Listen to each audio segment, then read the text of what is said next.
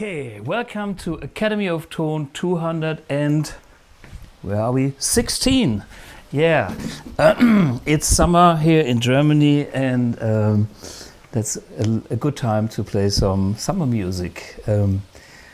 I Shot the Sheriff, actually by Bob Marley, covered by Eric Clapton, and I tried to do a little intro with that for the sweaty season here in the studio. Yeah, this episode is about a couple of things. We have started a Testweeks, which is a good time to review a few things about the AMP1 Mercury and Iridium edition and all the experiences we have made over the years, 10 years of BluGuitar. And it's time to kind of revisit a few things because the other day I had a great video that came from a guy called John Nathan Cordy, and he had a video. He had a first contact with AMP1 already, I think at the very beginning, and then just lately, like last week, he had a look at the AMP1 again and he discovered how great it was. And that's a good thing for, like, you know, there's products that are coming to the market and they are great, and then 2 years later there's something new and everything is kind of getting boring and the product is getting forgotten. And the AMP1 is still there and it's still going strong, and the AMP1 has still new fans, new people discovering, and maybe in this episode we can achieve something that we can get a few more insights for the guys that already know the AMP1, and maybe for some new people that never had really hands-on an AMP1. Therefore I prepared a few things. Let's listen a few minutes to that great playing of John Nathan Cordy. You can find the video on YouTube. I like it very much. Yeah, just listen to the sounds.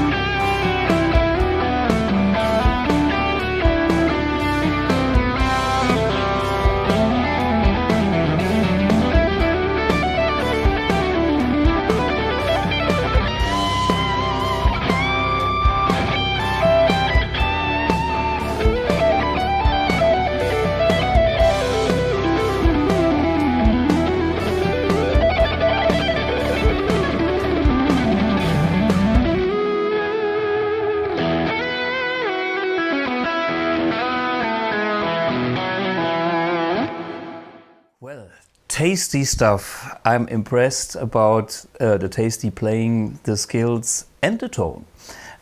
Yeah, that's a good example of that amp still sounds great. And he's always kind of teasing a little bit with the AMP1 and the AMP1. And in the end, you know, we were first and we are still the original. And this is something that you can check out in his video. Okay, before we dive into the test and sound topic, I want to report a little bit about my last weekend. Yeah, today is a soccer game, which is the Netherlands versus the UK. And on Friday night, I was gigging. There was Germany and they went out of the game. Yeah, we had big fun. We didn't have as much people as we usually have, but every seat was still taken. So that's pretty cool. And I was using the AMP-X, as you can see. The AMP-X is yeah, always with me on stage these days. Every gig needs to be beta tested. Yeah, and just to see how reliable it is and stuff, important. It's simply important. And then Saturday I even had another gig, so 2 gigs over the week, and yeah, it was great. It's big fun playing. We have a little clip here from the very beginning. Just watch that. Beginning, end. Sorry. Applaus für Svenja Schmidt!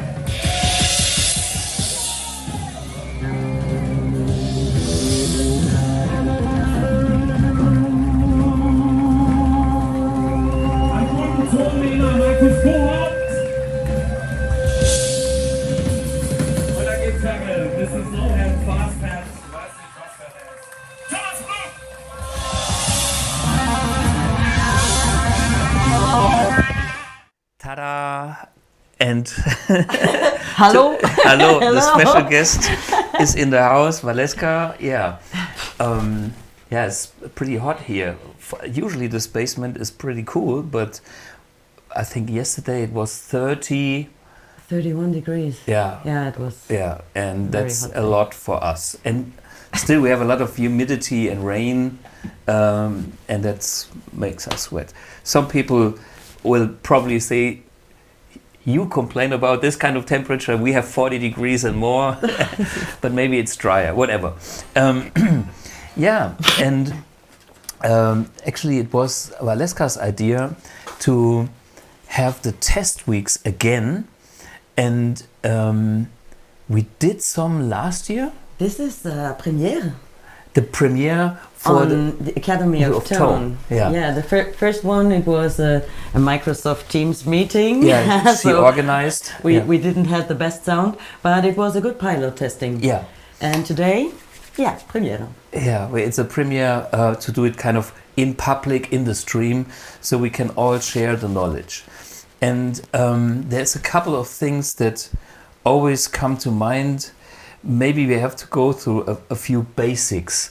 And you have prepared a few questions that you Yeah. can ask me. Yeah, I collected And some. then we go into sounds, guitars, and more. But are there some testers in In the chat here. Yeah, are there? Say hello and please check if the the technique is working. Yeah, if Send. we have some of the testers here, just type in what amp you got. Yeah. Maybe I explain for the guys who don't know. The test weeks is about that you can sign up and we send you an AMP1 of choice, maybe a Mercury edition or an Iridium edition, the version that you think might probably suit you more. And then Valeska sends them out.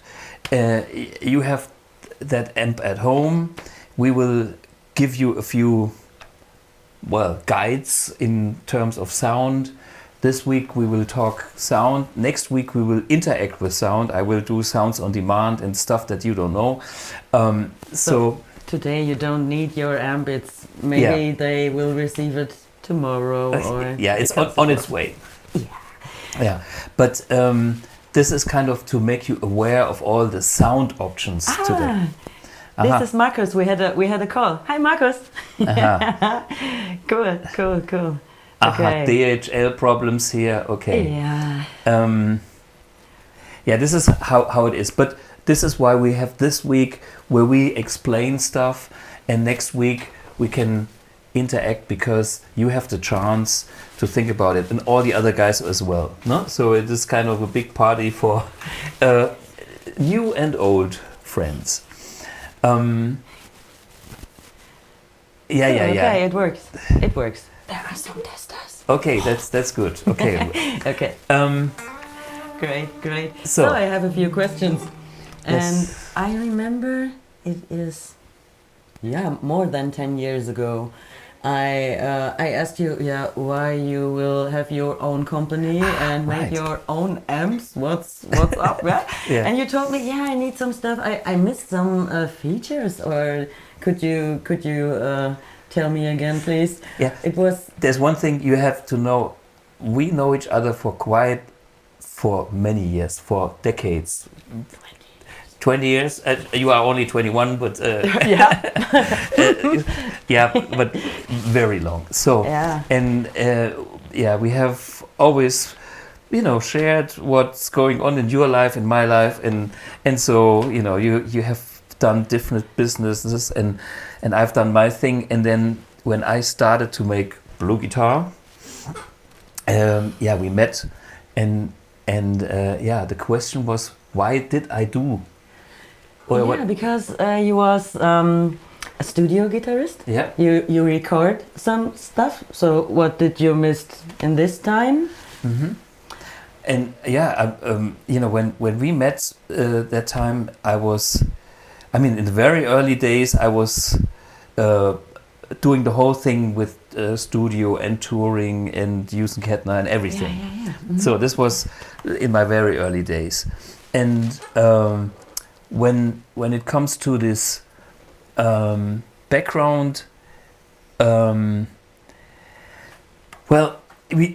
most people know that I have a lot of amps, and I have a huge collection, and I always had a lot of amps in that collection because I needed them for the studio gigs.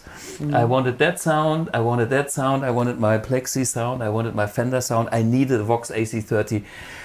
It's just tools you bring to a studio to be a professional session guitar player. So, and I was also touring, and in my touring life I was mainly playing this Hughes Kettner Triumph, which is sitting behind of me, which I also designed the first one I designed in 1995, and this was the Mark I. This one that's behind me is the Mark II, and this beautiful tube amp, 13 tubes loaded, is great. But I remember the times when I was at Basel or some Swiss airport with this amp in a case. And hurry. Yeah, and it's like, Okay. Yeah, I know what you mean. It's no fun to lug around heavy gear. Yeah. I did have a backliner, but there was one situation where I was flying to another gig, and I had to do it myself. Yeah, other experience as a professional guitarist. So you actually you have about 60 international gigs per year. Yeah. Is that right? And you missed. Okay, the weight is a problem. The weight was what I understand. have been there, and I was suffering. It was like shit, fuck, how to get this. Okay, you had something to carry, but then in the end you still have to pack it up. You have your guitar on the back, and you have a 30-kilogram case in front of you, and it's no fun. No. So once you've been there, and then there was also all the experience that I made in my 27 years that I was with Hughes Kettner, when I designed all kinds of amps, modeling amps, transistor amps, and all tube amps and all that stuff, that I thought there must be a future for the analog world, because I've been in all the worlds. I know all the technology can do great things. Some of that is better for this one, but for tone, I'm a totally analog freak, and it needs to be the tube sound of these guys behind me. And when I came to the conclusion to do something in a new format, which is the AMP1, I was totally sure 10 years that I wanted it as small and as lightweight as possible. And of course, that's a funny thing. You bring in this little, whatever, shoebox, not even, and people don't get it. It's like, is this an amp? Yeah, I saw you on your living room on the floor, and it was the first version of the AMP1, I think the silver edition, and it was so small, and I said, okay, this is your amp, okay. And nice. by the way, Valeska, you brought some Iridium in your band to your guitar players. So what happened there? Because they probably didn't know about it, or what was the story? Yeah, they was very surprised. So Mark started first to ask me, how to translate. Yeah, I heard something about the AMP1 and heard it has much cojones, you know, and it should be very, very great. And then, I brought one in the rehearsal room. They started, and the eyes started to light. They smiled, and now they are on their own sound challenge together. Now we have 2 Iridiums in the rehearsal room.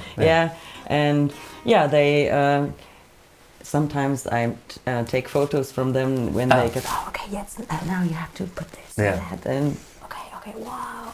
And they share the knowledge between the 2 guitar players in your band. They are in the first steps. Cool. For me, the biggest thing is AMP1 people, do they believe it is a tube amp? And this discussion is still going on. And I have made so many A-B comparisons. Let me ask you something before, please. You worked for Hughes and Kettner for a long time. About 30 years, 27 years. 27 years. Exactly. That's very long. Yeah. And so, and after that, you decided, I will my own company. No? So, okay. But you was a very long time with Hughes and Kettner. What did you like there? I like, let's put it that way, the first 15 years were heaven, because I had the full freedom. I came to the company as a demonstrator. I did not like the sound of the first product that I was demonstrating for them. And then I brought in my collection of amps, which I had back then too. And the next was like me being in the R&D department and working together with the technician, and we really became friends. Similar like with Julian, intense night shifts. We work day and night, and this is like still going on. Sadly, Mr. Schneider, Bernd Schneider, passed away, who was the technician for Hughes and Kettner, and Julian and myself, we are doing it now, living the passion, you know. And you know Julian, how it is. He sometimes comes late because he works late, and then you never know when he comes. But you know, he's like passionate like myself, And the other thing about Hughes and Kettner is, of course, I learned about all the different technologies. And over these years, at the beginning, there was a mix, but at a very low level. Like there was some analog and there was some digital control, basically stuff that I still enjoy and love.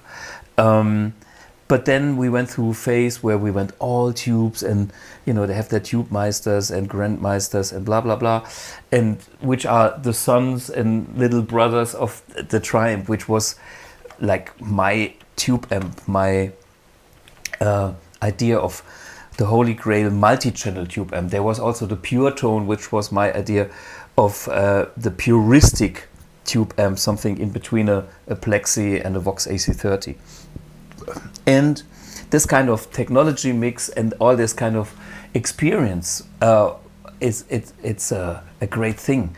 And it's a trip. Basically, it's a trip. You learn new stuff every day, and I was excited about that. In the very end, my freedom was limited because the company got bigger and other people tried to organize things, which is totally understandable. And so I'm proudly can tell that I spent some of my best years with them.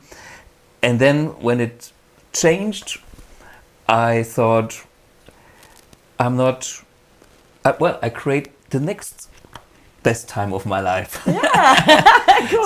So and this is like this is going on now. Why? You know, if the party is not good, you have to go to the next party. Yeah.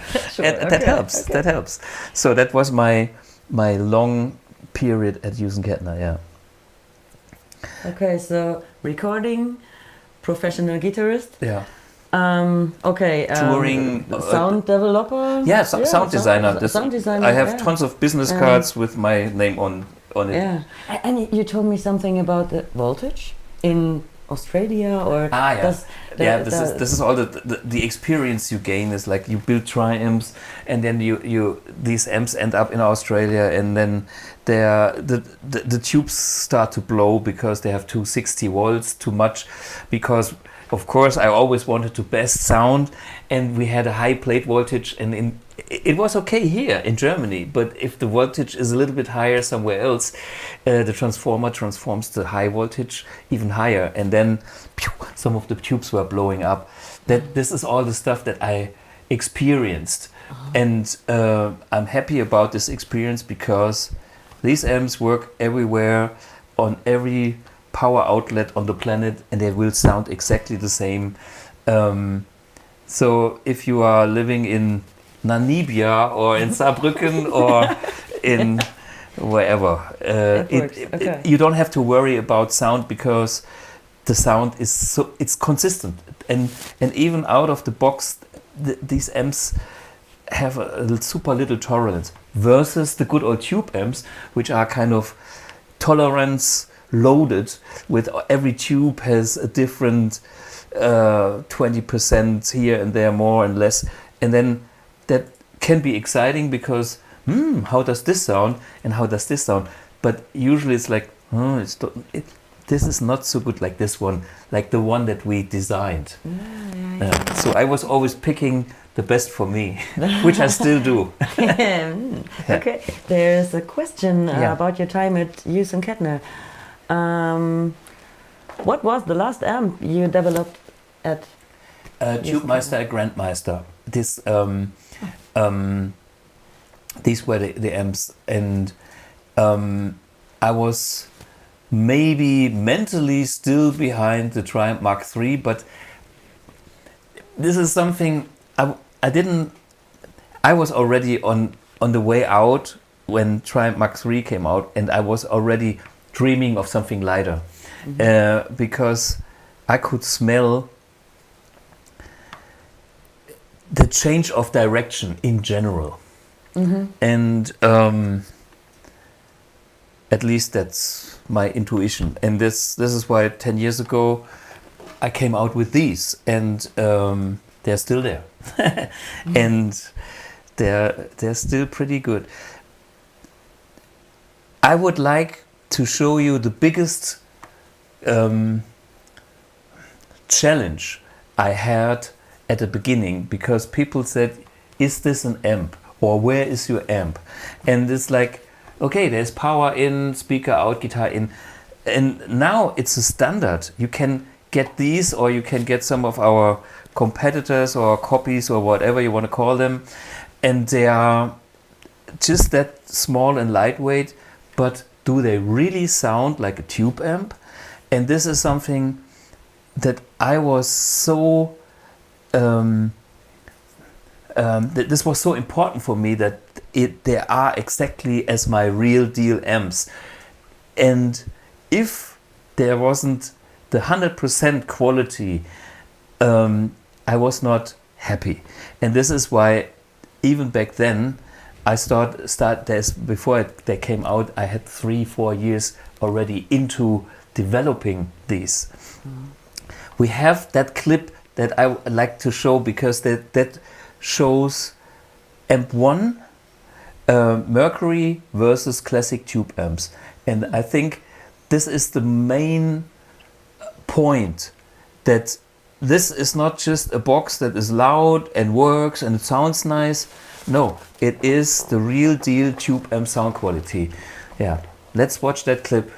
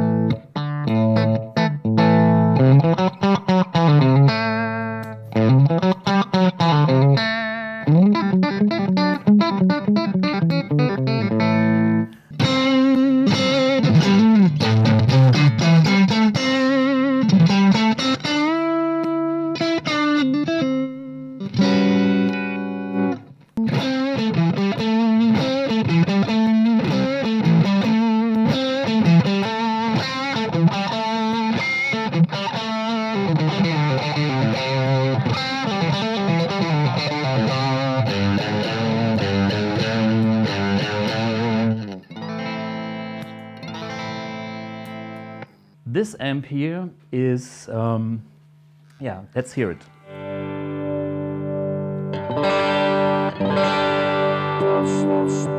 Okay, so you know this one was the Vox, and this is the AMP1. I don't see what you're doing. That's it.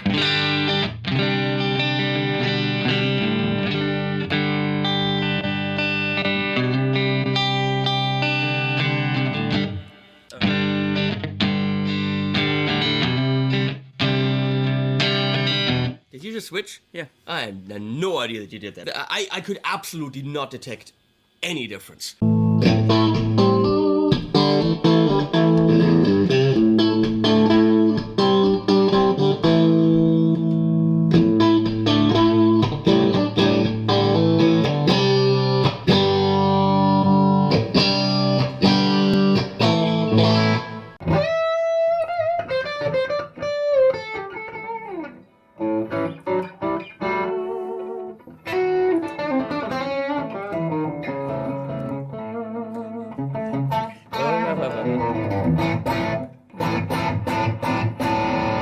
Switch.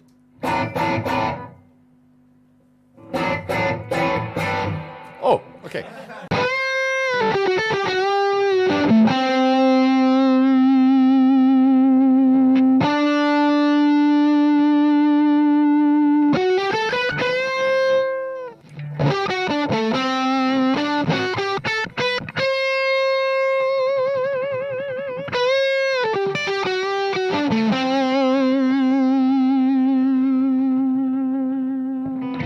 Hey guys, it's John here from Sonic Drive Studio. We blindly compared the Marshall JCM 800 Studio Tube Amplifier to the BluGuitar AMP1 Mercury Edition Solid State Amplifier.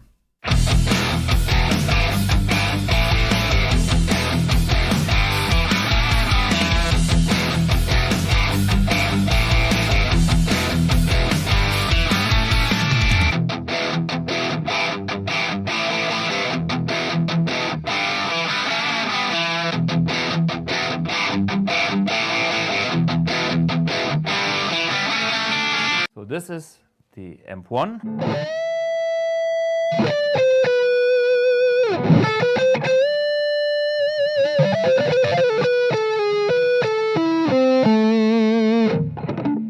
And this is the Soldano.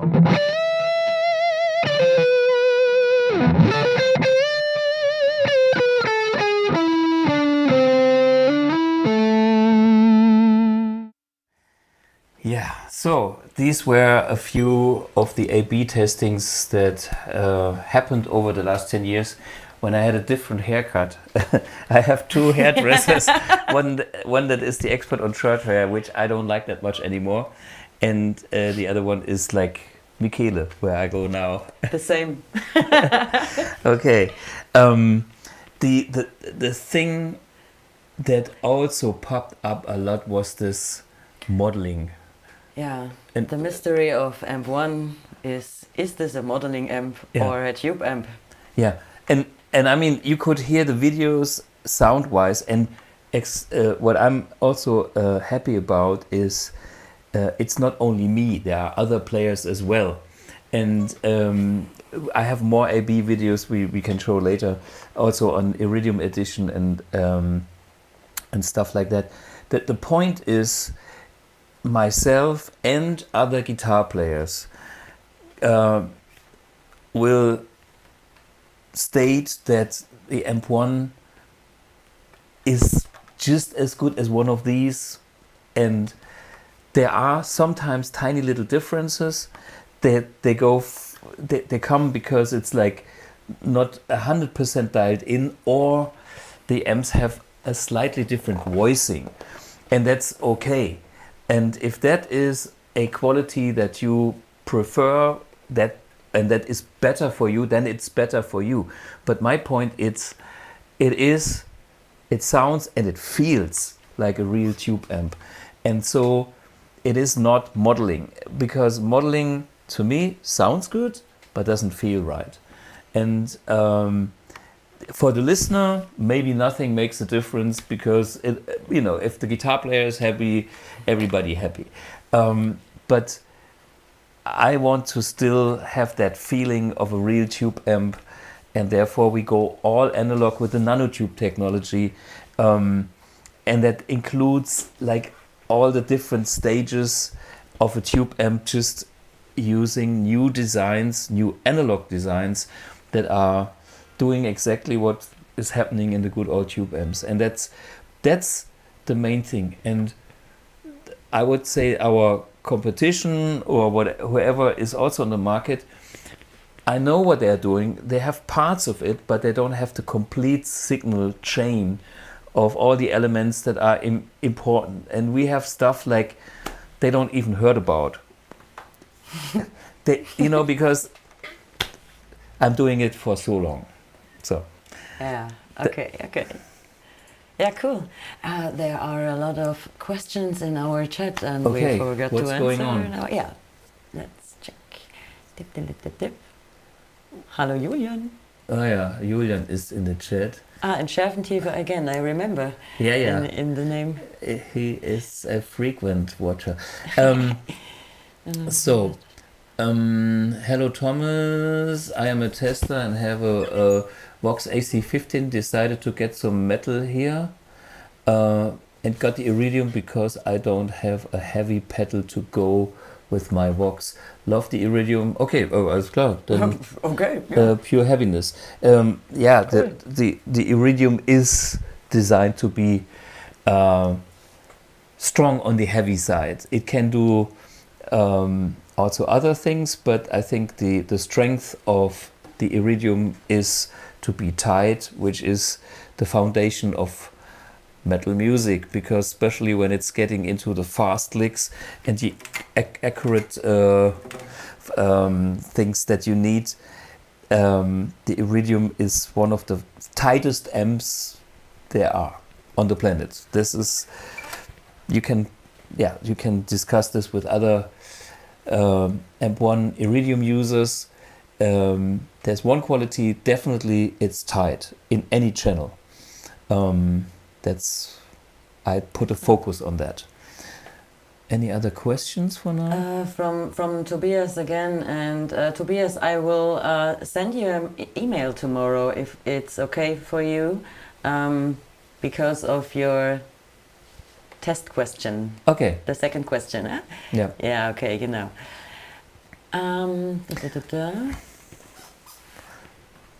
Now I think with my AMP1. Hey. Some blackface sound would have been cool. Yeah, there are. Well, I have a Fender Bassman there. I could do that as well. Here's the point for next week. We will look into the chat here, and then I can do a few sounds that you ask for. So blackface is cool because there's a Fender Bassman blackface, which is actually now in good shape because it's slightly tweaked and it's the best it ever has been. It's the 64 Fender Bassman, and I do have a super reverb, as many people know. I have done some episodes, so maybe I prepare some videos or maybe I do it live here. But that's a good point. Next week you will hear the blackface versus AMP1. AMP1 versus AMP-X, yes, once it's finished. AMP1 works also well on power station for outdoor gigs.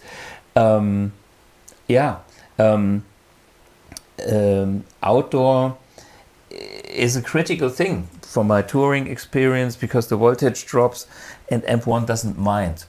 With the first Hughes Kettner amp, I was on stage and the voltage dropped, and in the middle of my solo with overdrive, the amp decided to go off and start on the clean channel, which was no fun.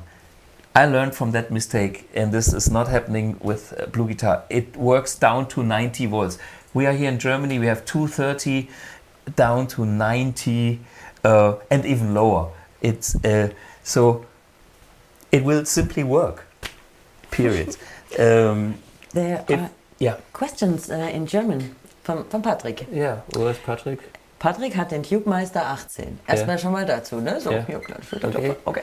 Und dann fragt der Patrick, ob die Mercury Edition mit aktiven Pickups spielbar ist.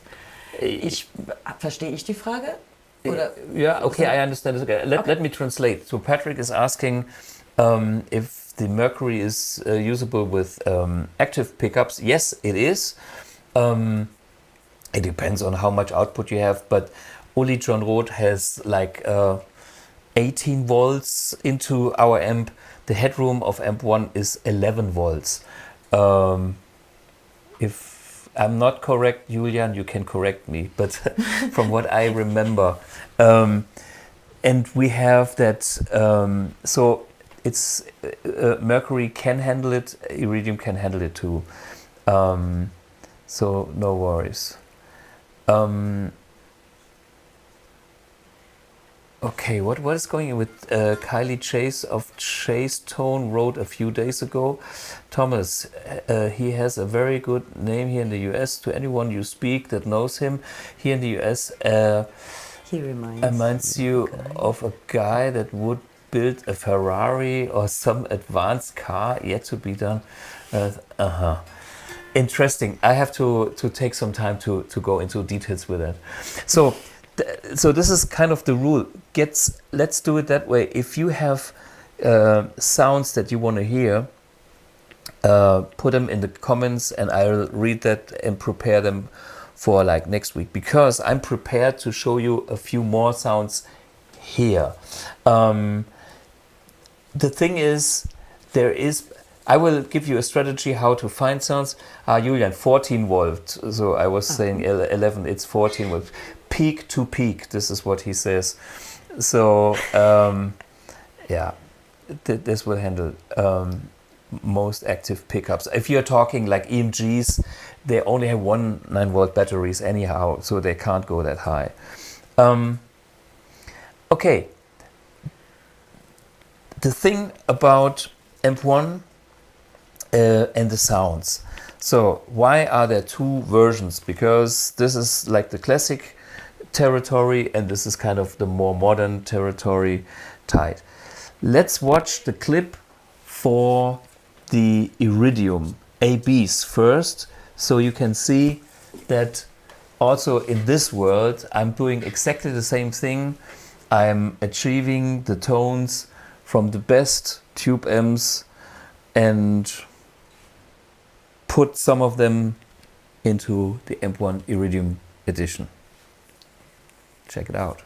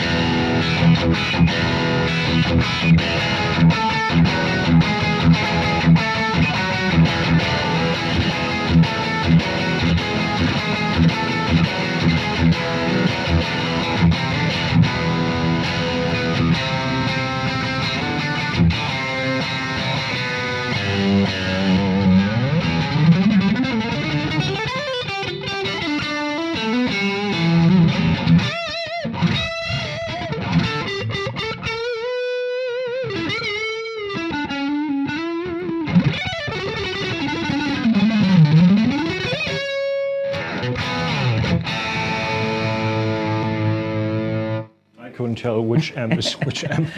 No way.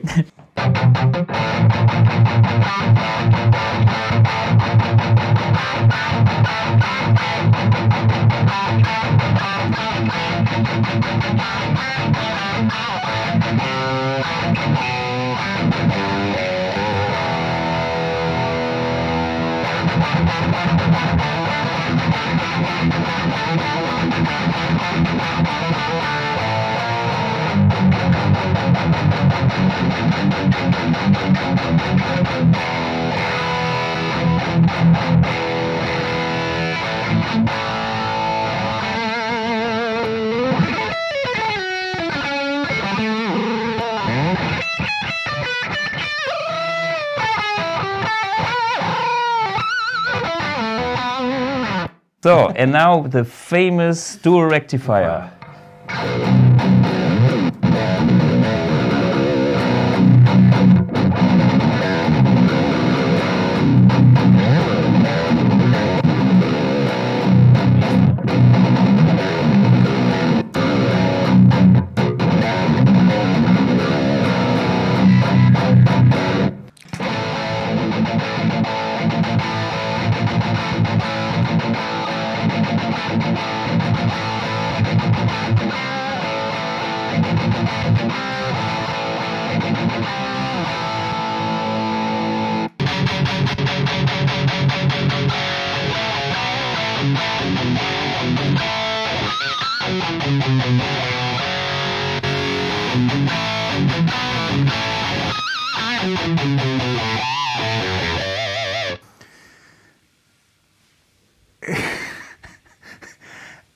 I don't know how well this translates to you, but I'm monitoring myself with my generic speakers, and like Mr. Blug, Thomas Blug, I think you're a genius.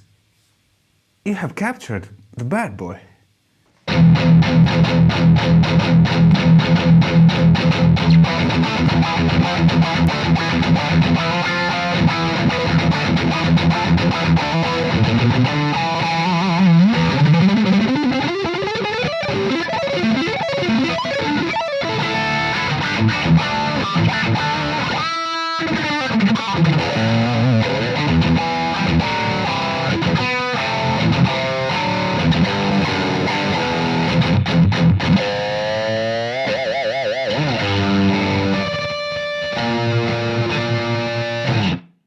The very last one was the Fryette, but I couldn't hear it until I did the overtone thing. Yeah. Okay. It was the only discipline where I could hear that the very last tiny bit was the Fryette. Am I right? Actually, no. So as you could see, you know, also Iridium is up to tube amps. People cannot tell the difference, or if it's minimal. So yeah. Okay, now is the topic on how to find the perfect sound for you. And of course, I don't know any of you personally. If you would be here sitting next to me with your guitar, I would totally know what to do. But we try to give you a few, well, inspirations on how to proceed with the sound finding. And one thing that all the testers have in their boxes are the overlays, which are explaining a few basic sounds. You can simply put them like over here, over the amp. They have little holes, so they go here. And then there's like basic stuff, how to set the custom controls, how to set you know, the other. And there's each side has yeah, even you can put it this way too. There's another heavy metal and la la la. It is what kind of pickups you're using, or at least what we have used to dial it in. But hey, you all know that a lot of the tone is in the player's hands. And you know, there's the good old jokes about like Jeff Beck, Jennifer Batten, or Geoffrey Whitehorn, people that I know were touching or playing Jeff Beck's guitar and original amp, and they sounded like themselves and not like Jeff Beck, because the sound is a lot in the player. The video that we showed with the AB is just to show you if the same player plays the thing on two amps, that the amp 1 can be as good as another amp, but the player shit in, shit out. Okay. So, but the good news is how to compensate what you are doing as a player and find the sweet spot. And that is what I think we try to support as much as we can, but without a A-B conversation, you have to go the last mile for yourself. But here's a few things how I would simply approach an amp. And there's a very simple thing when you check out an amp. It's like, okay, I start with the channel. So you have the tone starts in your head. What do I want?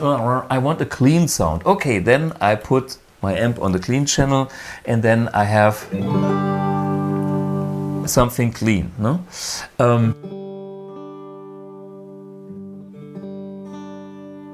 So, and then the next thing would be I'm looking at the tone controls, and this is, by the way, a general information that works for any amp.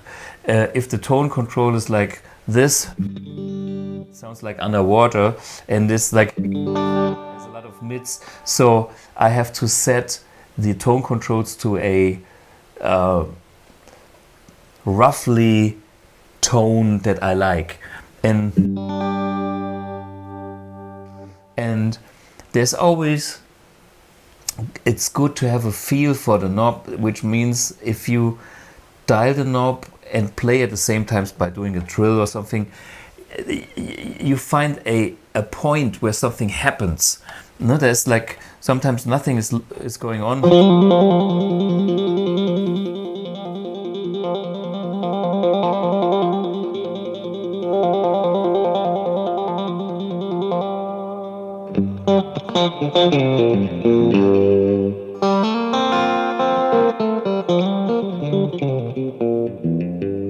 I'm still on the super reverb cabinet on the blue box from the intro song, because I thought Clapton is not using Marshall stacks, so I was using a Fender 410 cabinet emulation for that intro song, just for fun and do my thing. So this is how the AMP1 would sound with a Fender style cabinet. Or let's go back for my beloved Marshall cabinet, because that's my all-time reference. Okay, can hear it's a little bit darker, no? So, and the next is mic position. This is the cabinet, so this is set. It's like if I have an amp, if I plug it into a speaker cabinet or a simulation, this is it, don't touch it for now. Now we do care about the amp. So channel, and then roughly the EQ, no bass, full bass. If you don't know it, put it in the middle, because anything in the middle with my amps is healthy. And so that is the first thing to do. The next thing is gain, because this is kind of clean-ish, no?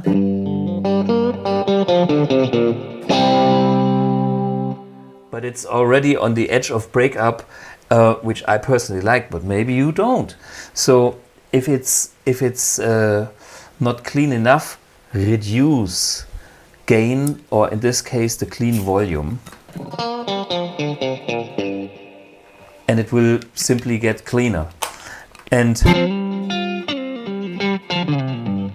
but it also changes the character. Listen, this is 10 and this is like 7. So there's a lot happening on this control, and this is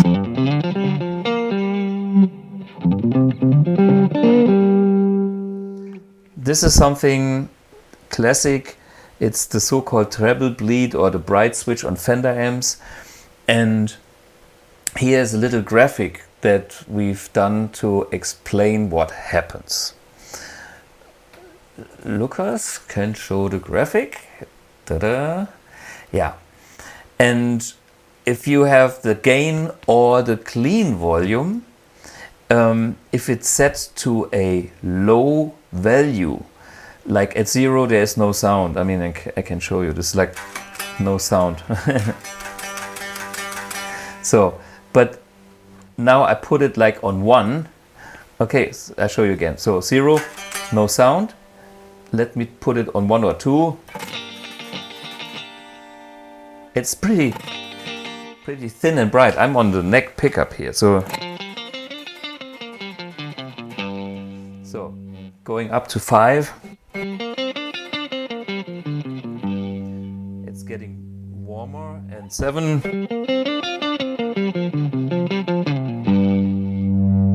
This is like 9 or 10 where it's getting really fat and also starts to overdrive.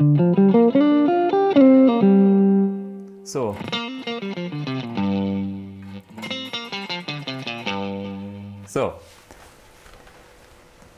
huge difference. So back to the graphic. When we look at treble and level, the more level we have, the less treble we get, and the less level we have, the more treble we have. This is kind of this graphic here. Okay, that's something that's always present in my head when I dial in amps. Most of the amps that I know have this kind of effects. There are amps that don't have any treble bleed or anything connected to it, but a lot of amps do have that, or do have a switch to do it. And by having understood this kind of phenomena or feature, you make a lot of the character of your sound just with that knob. And this is, some people put this on 10, like myself now, and have the boost on, and then they go, let's play some German Schlager. You know, it's like, it's already overdrive. It is not clean, although, but it comes from the good old school of the clean amps. Put it lower, and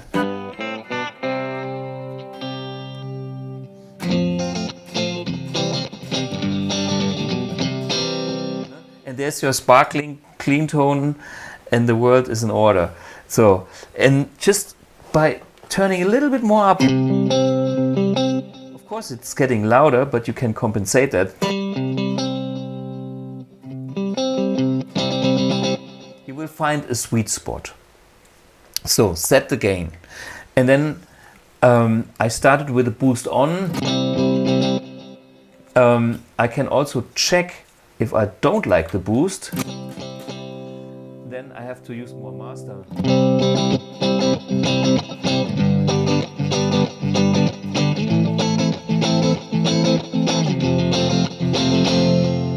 See, this is for instance no boost, and I'm at 7, okay? Or I go down here and put the boost on.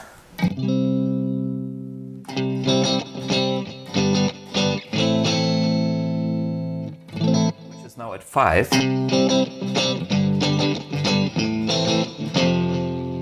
It's also nice.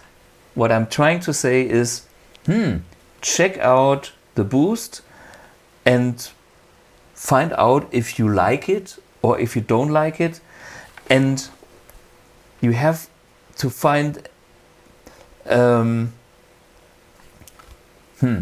maybe you have found a setting on the clean volume, and then you can use the boost and see if it does anything good for you. Like, let's say this would be my setting. So, okay, I switch on the boost. Oh, it's fucking loud. And use the volume. And then I can also try and adjust the boost. I put this to minimum.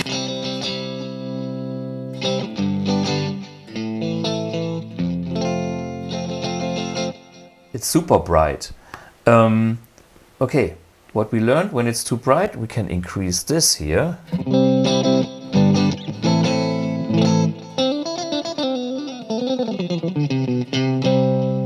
That's one option. You have a very light boost. See, this is like the AMP1 now on 7 without a boost.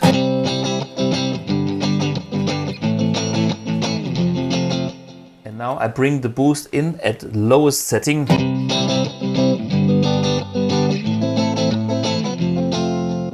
Add sparkling.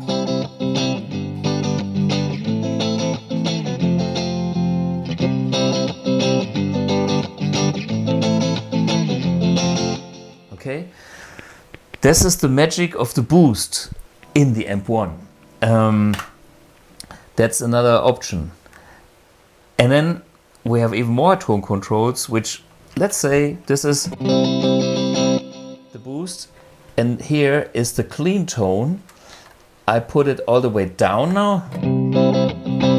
It's very warm, and all the way up, it's very bright. So, again, here you have two options, which are all different and help you to tweak it. And by using all these options, I think you can get almost anywhere. It is the experience of years that I have made how to dial in this and design this that way. But it gives me options from jazz to funk to country to pristine clean to dirty clean. It's simply possible with AMP1, and therefore we have the sound finder, and you know, where we give you settings as a starting point, knowing that every guitar player has a different guitar with different pickups and has a different style of playing and a different touch and all that stuff. And that's something that we don't know, but as a starting point, it's good to check out some of our sounds here from the overlays or from the BluGuitar sound finder. Okay. And I think the testers all have male hands. I think so. Do you have an idea for this very tiny knobs? There's. I mean, I can do it with my fiddle fingers, but you can also your have girlfriend fingers, the nails. Yeah, yeah. Don't kill the nails. But you can also use the plectrum, because there is like a little. Well, you can insert the plectrum and then dial it with the plectrum. Yeah. Okay, good. For all the testers. For all the guys that have the AMP1 at home. Seitenschuft. I play a long time with AMP1 Silver and Mercury Edition. The only thing I don't like, good sound in vintage and classic sound. The clean sounds lacks brilliance with P90s and the humbucker guitar. So, that's a challenge I would actually usually do next week, but I just do it now because I can. I take the challenge and say, okay, let's do a clean sound with a P90 guitar. This is a 1956 Les Paul Jr., a little dirty and dusty. Only one pickup, so I don't know your settings, but was it the Mercury? Yeah, Silver or Mercury, okay. So, when I...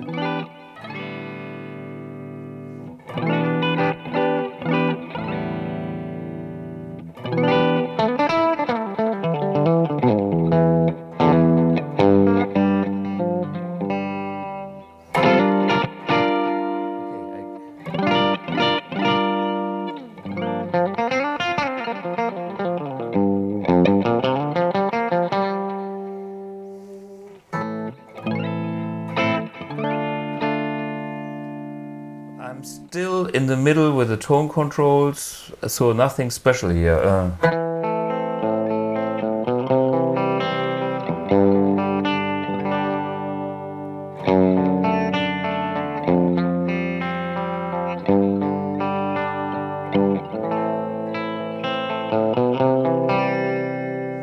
That's how this sounds. Let's try the boost.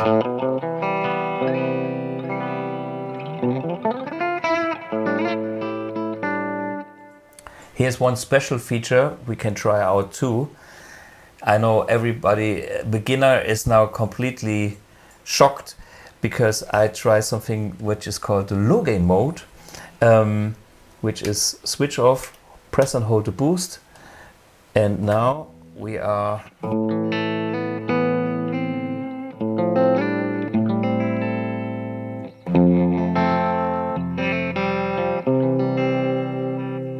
this changes the amount of gain in all the channels. This is so and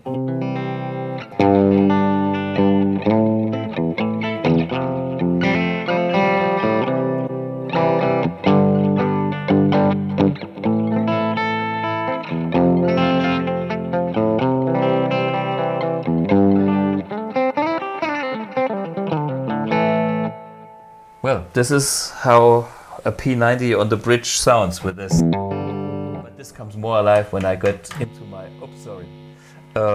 into the world of vintage, which is a...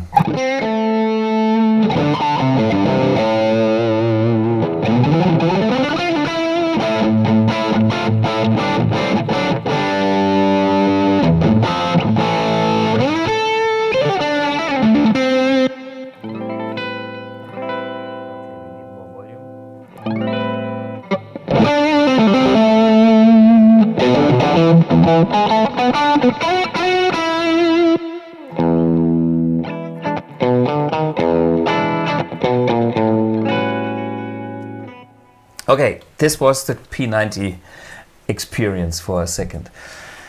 Let me go back to my lesson of how to set up the sound. Okay, we had choose the channel, set the gain, knowing that there is a lot of influence on the treble. The lower the volume or gain, the more high end we get. And you have to react to that or use it to your advantage. So then you can go and look for the boost. Is this doing anything for you? Look for the custom controls on the side. And then you have to go and look for the tone controls again, because it's kind of interacting with anything. We get more treble here and maybe you want less here. Ping pong. Change something here, double check if you like it, go back here, ping pong. And then at point 7 I had that kind of low gain mode, and it doesn't even stop there. We have an individual gain for each of the channels available, but this requires the one control MIDI or the remote one, which is currently not in production. This little boy is coming soon, and this gives you access to all things that AMP1 offers, that is opening the next level.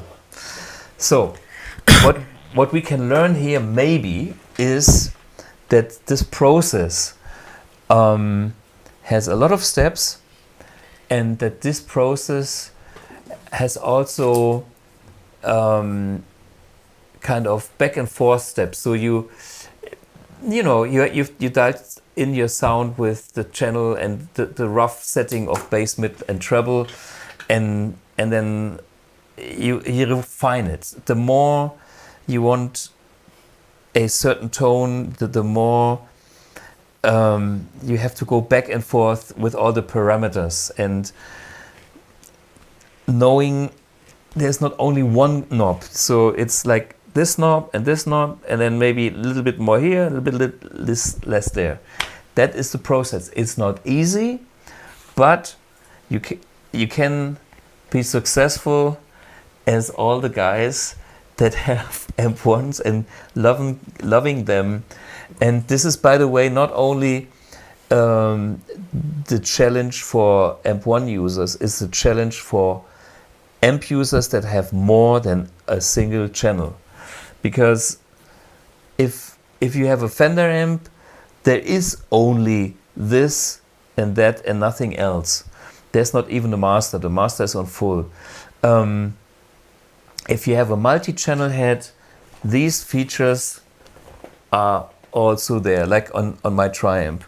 And this one has even more knobs, because it has separate tone controls for the channels or the sections, and that's something that I put into this design in a different way. There's a master tone control that makes sense for all the sounds, and there is individual tones for the channels that helps to match them, and that also helps to find the right character, giving you all the options that I know from the amps with many more knobs, but it takes a bit of understanding, and therefore I was showing you this process.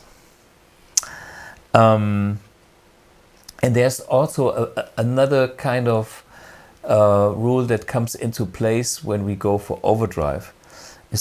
Was kein Amp ist, aber ganz, what's going on in the chat here?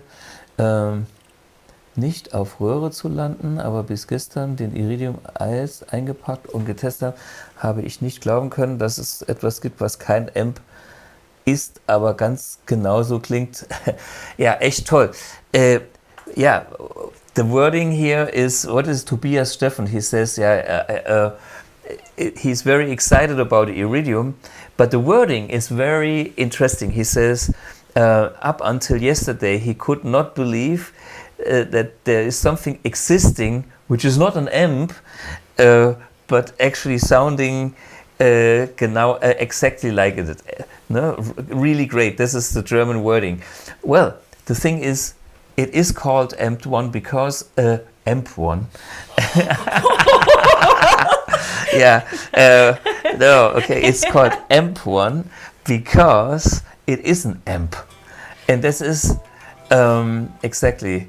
Markus says it's Reinstetter, Markus Reinstetter. And this is exactly the point. What is the difference? It's not only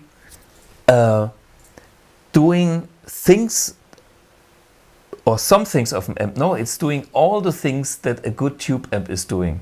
And there's the difference versus the amped one, which some competitor company choose a name for something. This does a lot of things, but it does not exactly do what is happening in the tube amp. And it's, on the other hand, not pure analog. There is 2 digital conversions in there. And I'm a purist. I avoid every of these things because they are not needed. And they don't help. They bring you latency. They bring you other things.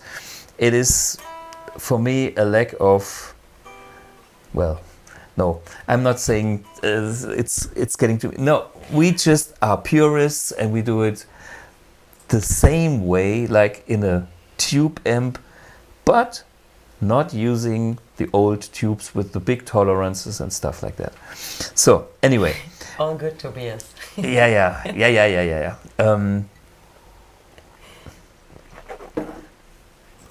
Okay. Our French friend, Pascal.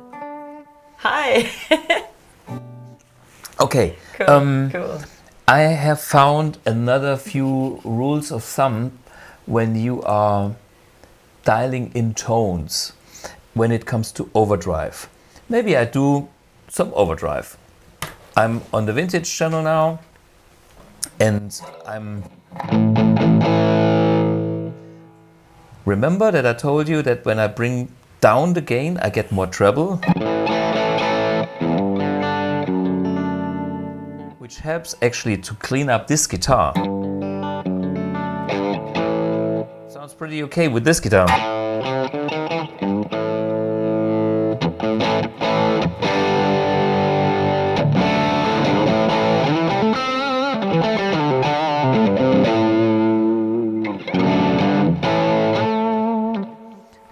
Let me get the strat, and then you will see what you get with a like Fender single coil at this kind of setting, which is okayish, but sounds totally different. Mm-hmm. I didn't change the amp, it's just a different pickup.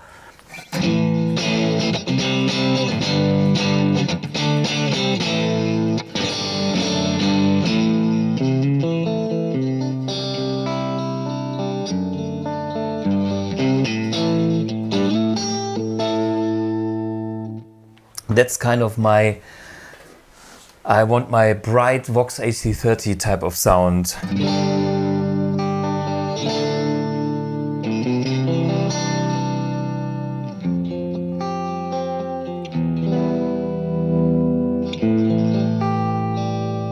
Actually quite a nice sound, but maybe I want something that is not as bright. If I have a lot of treble here, I can bring the treble down here. To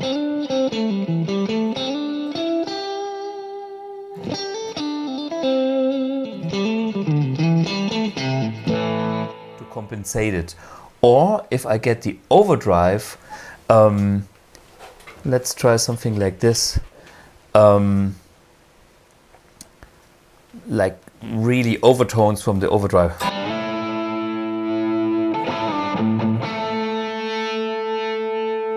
There's kind of the bite.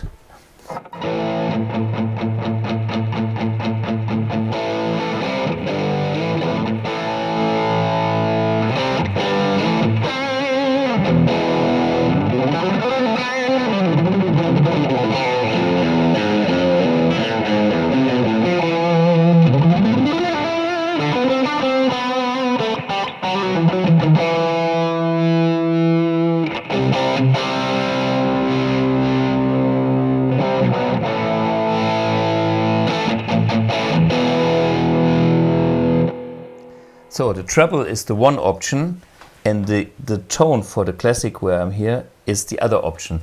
And that's, I would call it the sizzle control.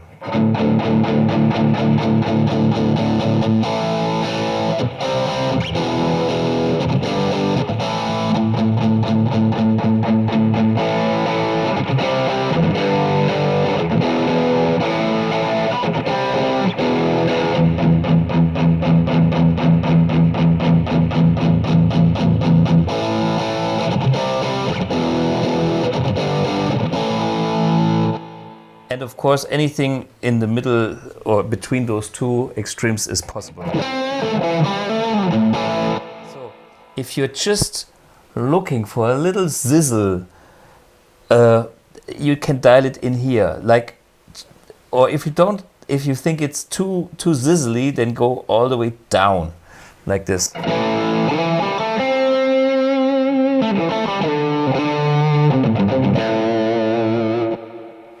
So that's the thing about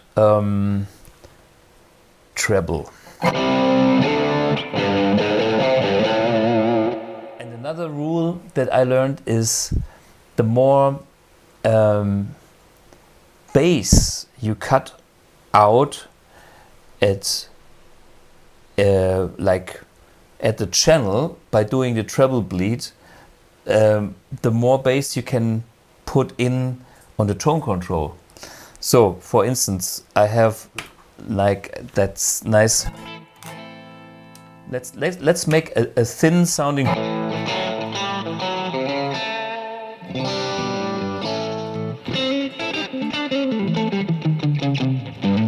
There's a lot of reverb and there's a lot of treble here.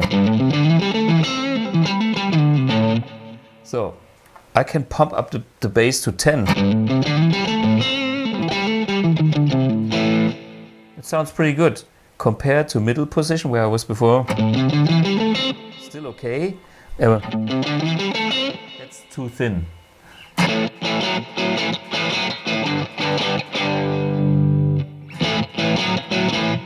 And 10.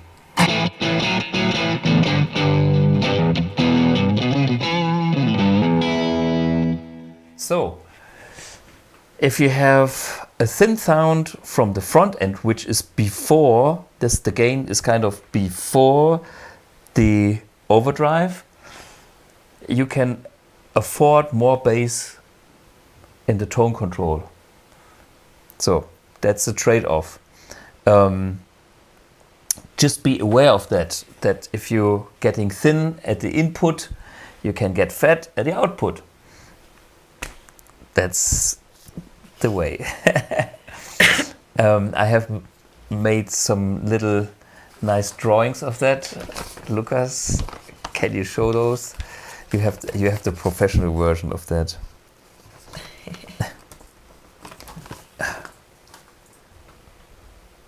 And okay. See? Yeah. Cool. So, because we're talking about punch, and this is especially true when it comes like for metal sounds, the more gain you have, the more wooliness you get from the, usually. And so you make the lows tight in the overdrive section, so you can afford the extra punch in the EQ section. That's what can help to balance it out. I'm not saying everybody needs the bass on 10. That's bullshit. But it's like, try it out, how much bass you can afford, and see what makes the sound balanced. And the same, as I said, is true for treble and bite. So when we have a lot of treble coming from, like treble bleed from the input, if you want it, great, but then you can be maybe in the zone where you can also sometimes reduce a little bit. I'm just saying that usually our ears want a balanced sound, and think of that before you put everything on 10, which some people actually do. And that sounds sometimes good with certain guitars and playing styles, but there's a reason when it's getting too thin, because then it's too much treble. And a lot of people think of more is more, and actually sometimes less is more. And here is when you dial it in and you want more of that, like you increase one parameter, like more treble, you sometimes lose something else. And then sometimes it's better to like reduce mids or something like that. This is where metal came in the world, because they wanted more bite. And on the standard guitar amps, you just have less mids, and you get already kind of into a little bit metal.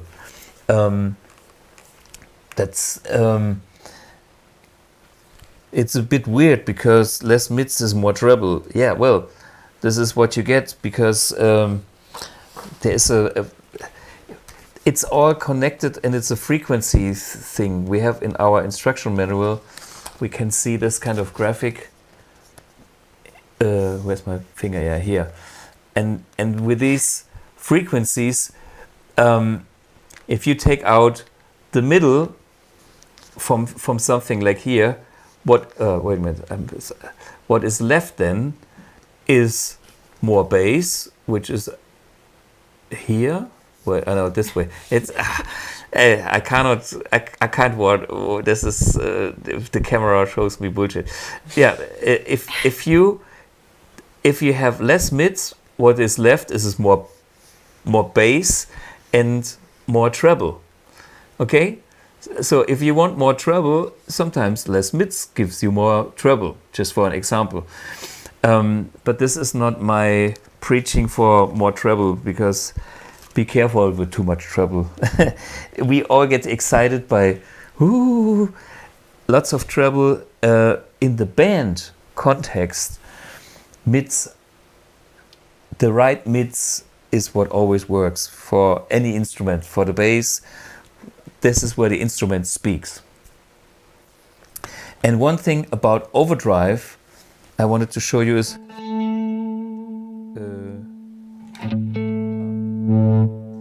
if you have a control like the gain knob here,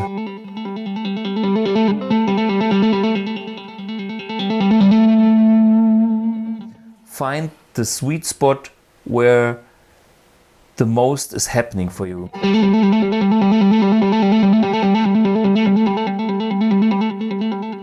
See, this is all the kind of clean range here.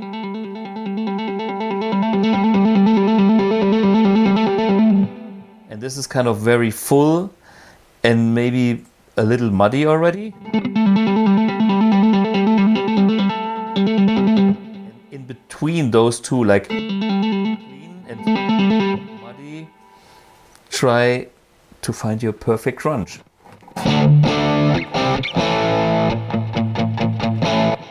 Because this now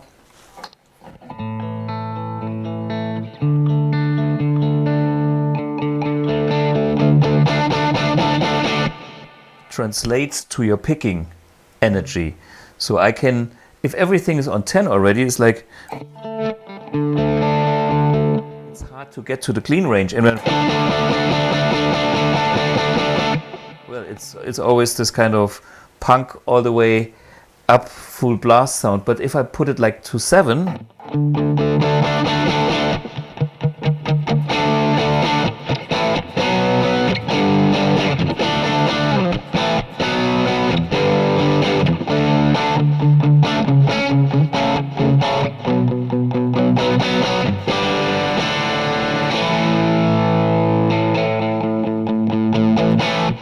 so now the player, me, can have more fun because it's like I can control it. No? And this is where I find it fascinating. And that's the point, how to dial it in. If I put it too low, then it's like no, there's no magic. It's too. I could reduce the treble now. Boring. So let it be in the middle and give it a little more gain here where it was like.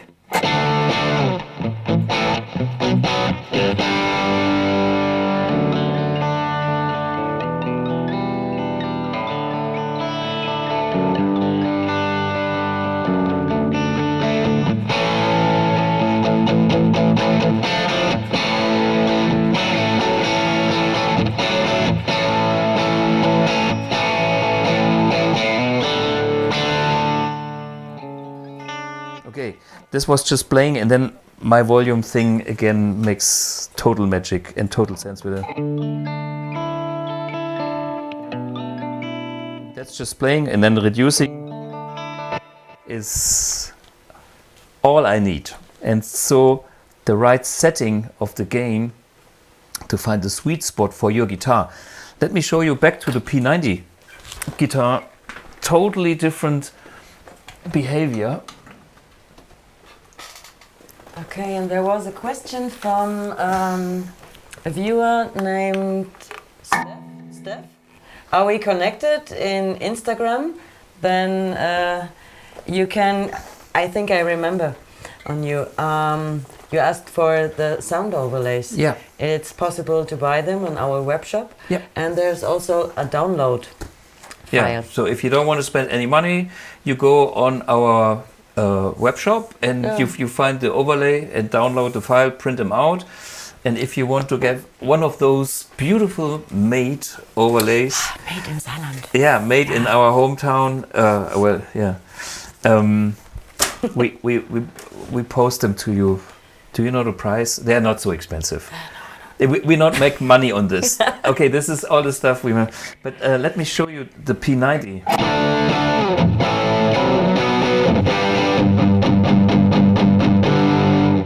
See, it's a bit muddy, which was the perfect setting for the Stratocaster 7, is already... I mean, it's a nice rock sound, but it's... Let me go down to 6 or just one number here.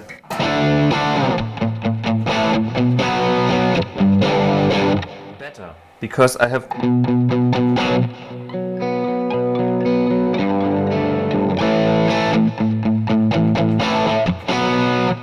to 5.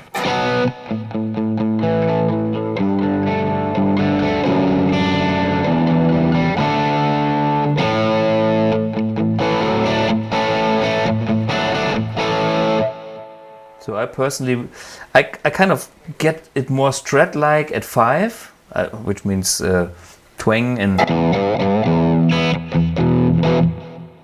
But I kind of like the 6 as it's the feel.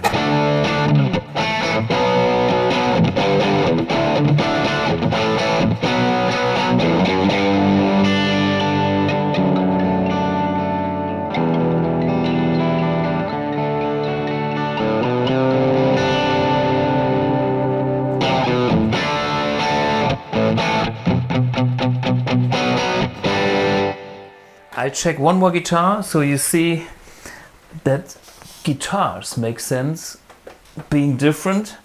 Here's the 335. Want a question? Yep. I'm a tester to choose Iridium. I like the heavy tones sometimes, or to play this SS single coil Strat. Can you recommend settings for the Iridium for blues rock Strat tone? Let's try after this. But honestly, I'm a fan of single coils with the Mercury. But I can show you that it is possible, and I tell you why I'm a fan of this. First with the standard humbuckers here, and this just double checking the setting.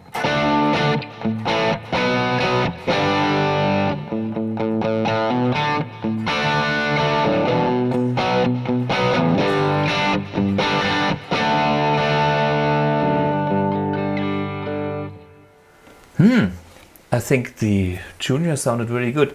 Here, sugar and spice. Spice it up with the boost.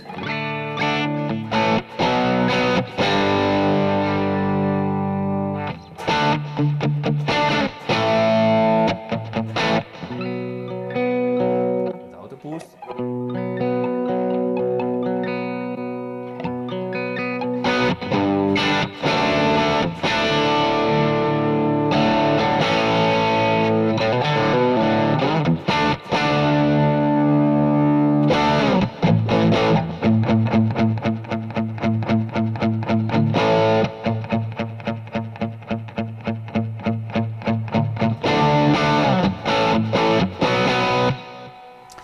What I've just done right now is I increased the boost amount. But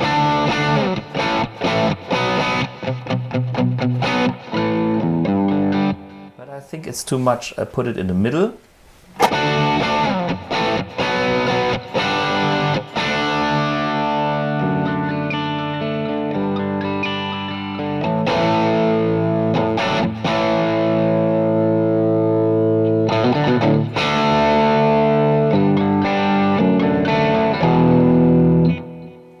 I think that sounds really good now.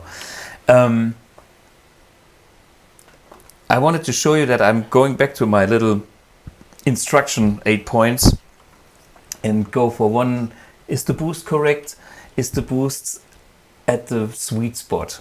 And then I found that with this guitar I have to readjust it. Like, it's better to have it towards the middle and not to the full or not to the minimum. Schärfentiefe says this, yeah, it's a good guitar.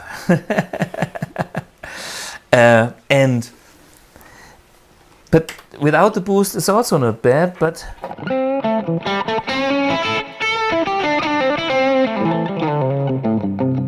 of course it all depends on what you play. But with the boost for the rock thing, without,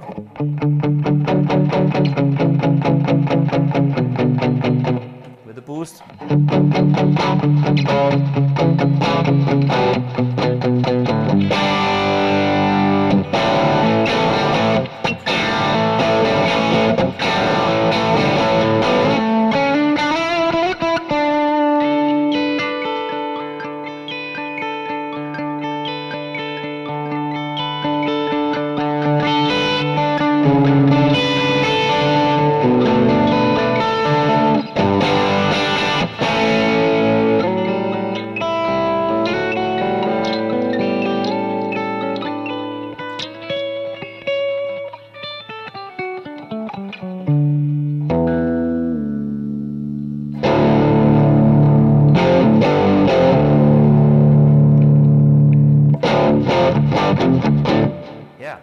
anyway, finding the sweet spot. Questions. Where Lucas is guiding me through Butcher's Hall. Hi Thomas, I'm tester and Iridium with the Strat. Okay, I forgot about this. This is, you know, the tone things always get me in the zone where I forget about anything. Time. Questions. So, what was the question? Blues rock sounds on the Iridium, correct? Let me read it again just to make sure. I like heavy tones, but sometimes I play my single coil Strat. Can you recommend settings? Iridium. Okay. Iridium. This is. There's my Iridium. So, what I have set the Iridium now. Let me check where.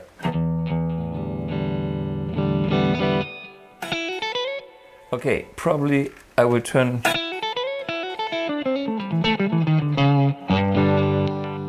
First thing is, single coils are very thin. So what we just learned from the treble bleed or the treble enhancement by having low volume is with the Iridium, the Strat needs fullness, which you don't get when the volume is too low. Listen to this. Sounds like a toy guitar. So what I do is like I put everything here on 10 to have a little bit of body. So next thing is maybe I try to boost.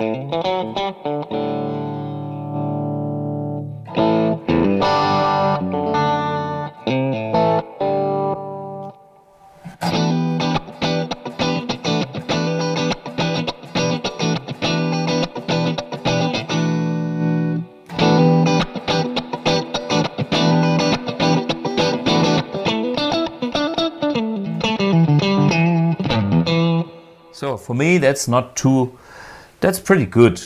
I always tend to say not too bad, meaning it sounds pretty good. So what I have done is clean volume full, and for now I put the tone here counterclockwise, but let me try to get some overdrive because this might be too low. Let's see.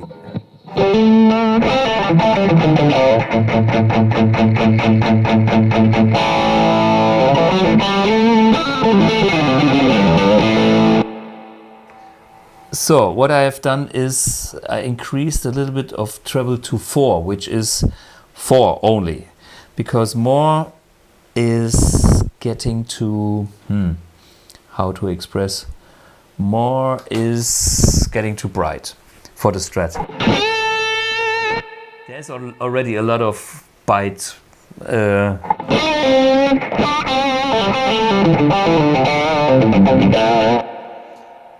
I can put it to 0 and it will still sound okay. Listen.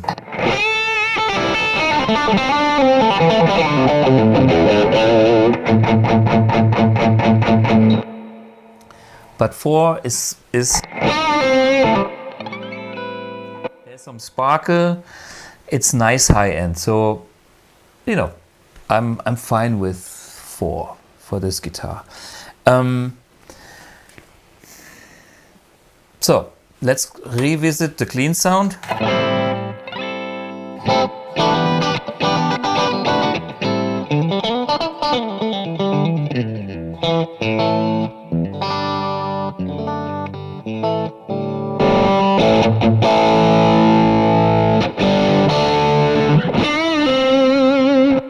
So you are into blues, right?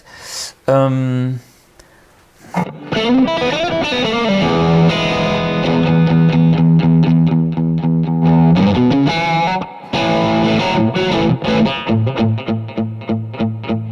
try gain on 5.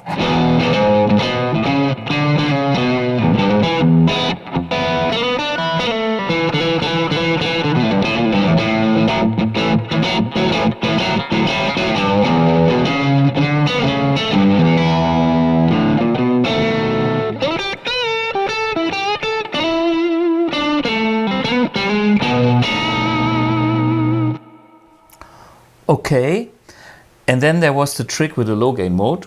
Let's see if this, I don't know which setting it was on. Switch off, press and hold the boost button and see if we have more gain or less gain now.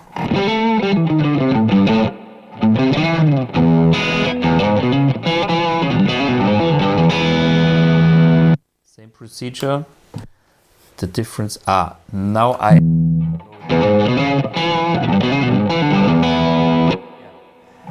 That's for blues.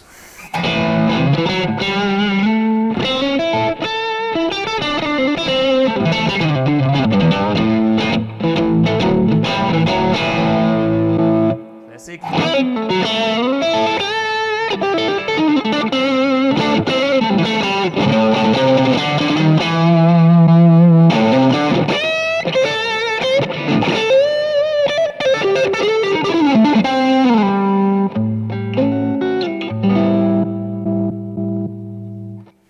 Modern, I don't think we make blues music. It's not designed for this kind of thing. So this is my answer to your question. Probably use the vintage and classic. Put the clean volume on 10 or towards 10.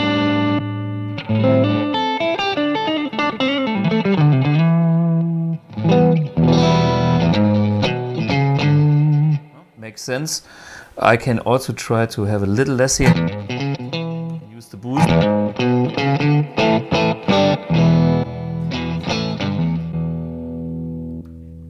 Honestly, I prefer just clean volume on full and then use the vintage low gain mode. Yeah, I mean blues is at 5 and rock is at 10. And the same with the classic channel.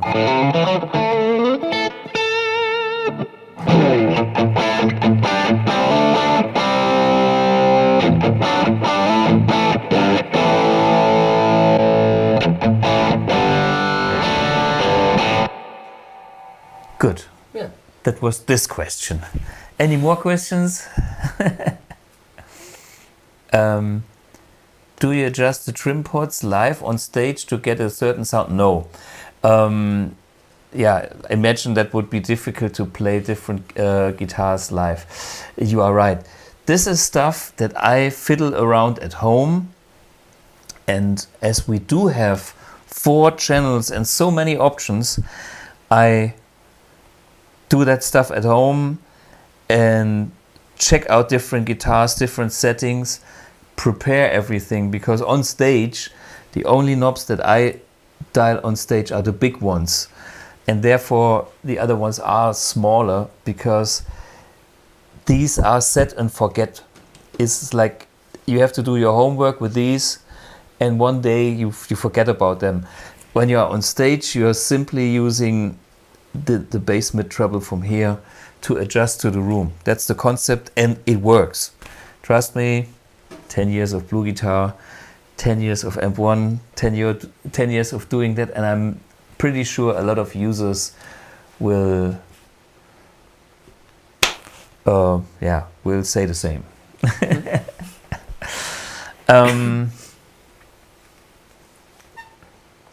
The 5E3 sound, Mac Brems.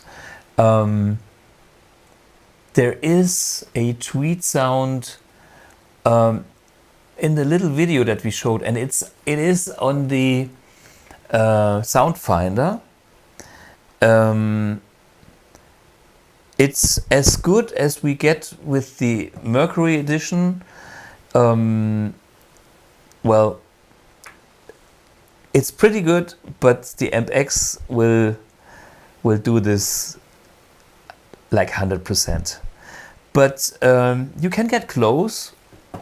Watch the sound finder for the tweet. I think it is we just had this in this little summary video of the Mercury. Somewhere in the middle there was a tweet amp, but on the sound finder you find it, tweet. Okay, Butchers Hall is happy. Okay.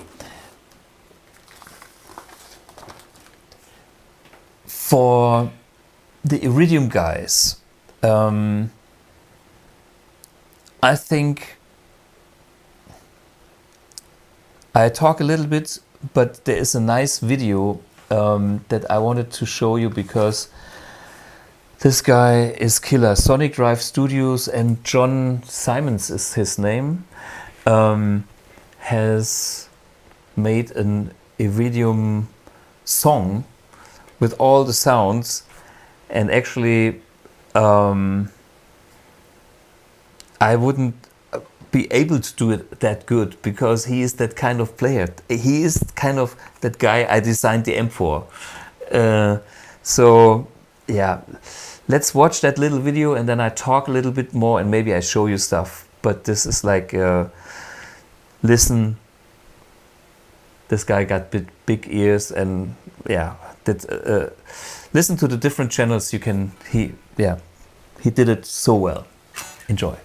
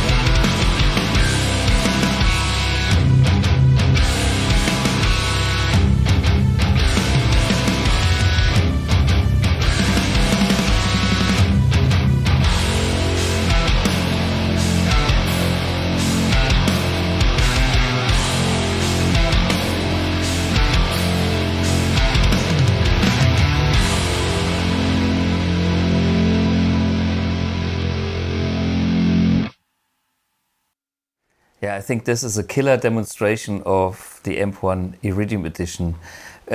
Going through all the different styles, different guitars, 8-string, and I think this can show you how this modern amp can handle modern guitars. When I'm sitting here, I'm always a little bit short when it comes to the modern side because I'm the vintage geek. You know, if I would play this guitar like this one, this would be the amp. Why? Because it's like the perfect match for, you know, a super Strat is a modern Strat, and that goes so well with the AMP1 Iridium.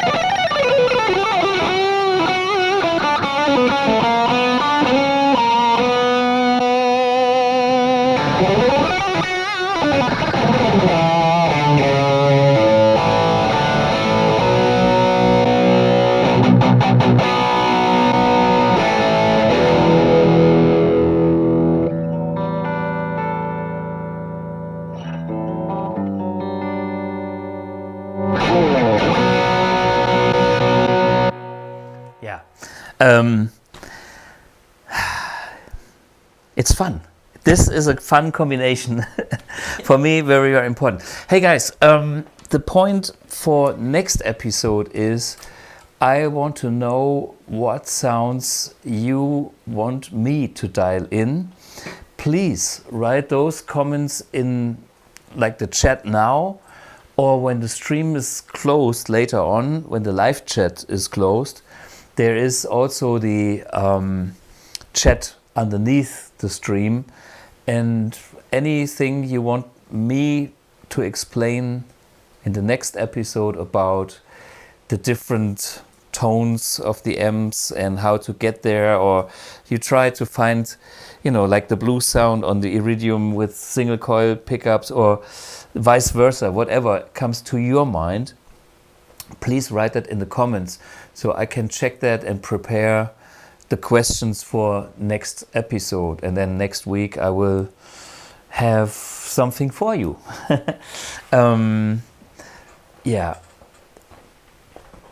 Any more questions? Yeah. Hans Marathon. Hi Thomas, is it possible to get no IR at the recording out to have an IR in the DAW? Okay. In the digital workstation, or do we need a load box like a blue box? That is a complicated question. On the Iridium, we can switch it off. Yes. On the Mercury, that is not possible. Why? This is the later version. Yeah. Evolution. You start somewhere and then you come and find another few bytes in the software where you can squeeze in an extra function. So if we are talking Iridium, no problem. If we are talking Mercury, what I usually recommend is a passive DI box, like one of those.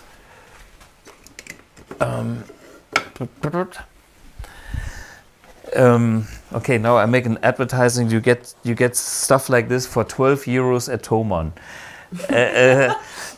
And it's good. Yeah, sorry, it's good. I always recommend that because it's so cheap. 12 euros is like nothing. And it's totally doing the job. What it is a DI box that has a pad function.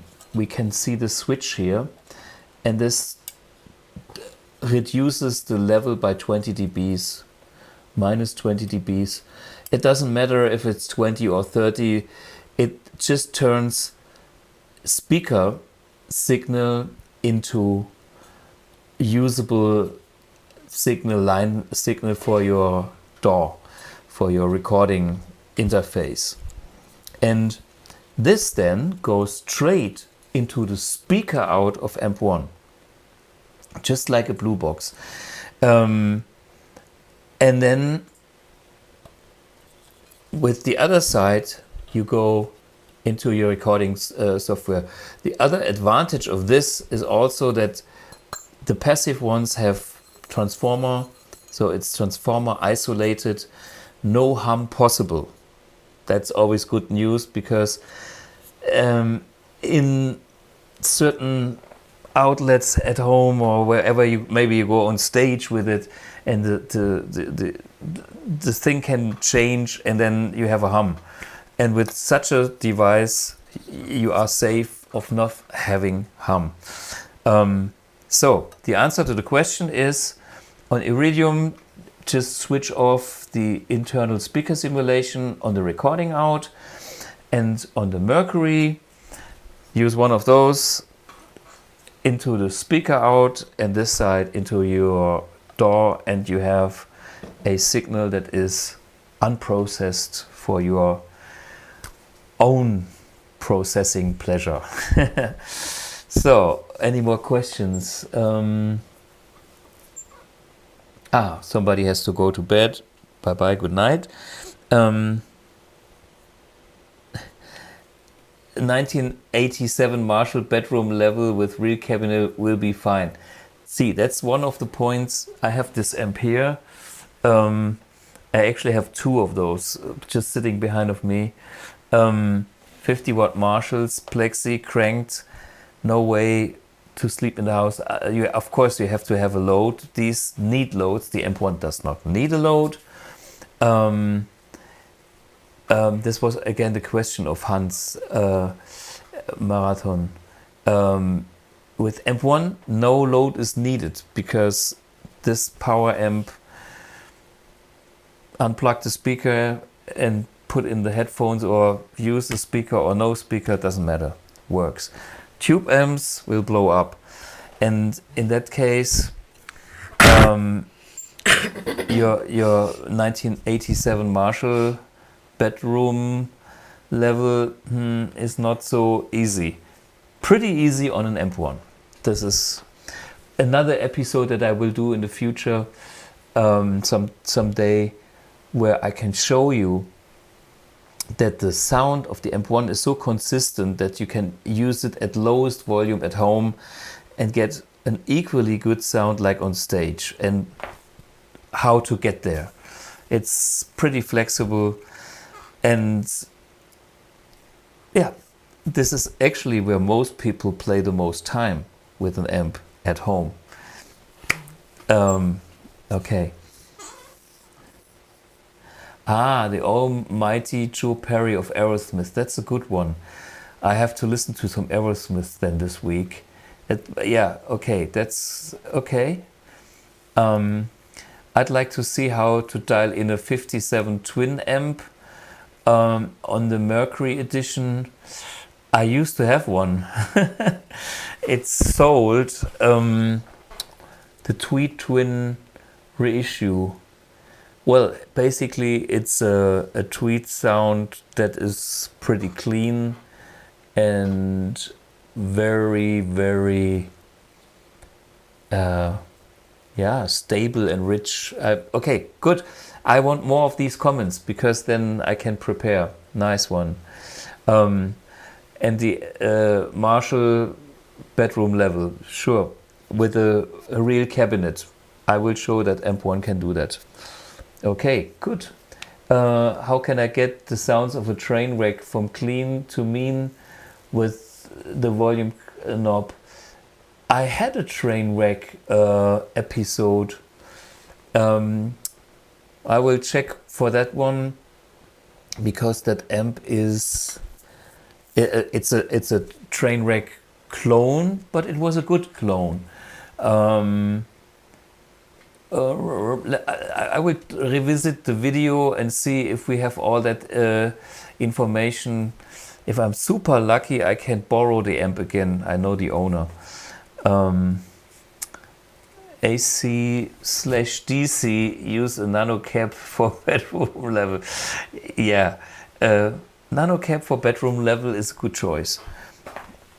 Okay, it's now used to put the metal guitar on top, but for those who have not seen a nano cap, I will show you, because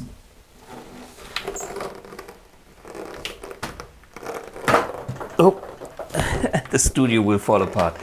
This is a nano cap, smallest 1x12 cabinet possible, because maybe you can see 12-inch speaker, housing, bass portation, done. This is all it is. And okay, I will use the microphone next week and we will answer this as well. Okay, more of these would be nice. And for the ending of this episode, we have a few artist sound, which is kind of sounds you might have heard. And these it's kind of a compilation of stuff that we have somewhere on the Sound Finder or in some Academy of Tone episodes. And there's more. Next week there's more. But please write us these questions. And for the testers, yeah, if you have special questions at any level, I'm here. And for next episode is still about sounds, and then the episode after will be about all the switching, how to dial all that in and make the use of what you need. 1 sound, 2 sounds, 4 sounds, more programmable. And there I see a question about AMP-X of Uwe Johann. Yes, the AMP-X will be able to store tone settings as well. That's one unit does it all, flagship, but maybe you don't need it because this is already doing anything you need. And yeah, let's see.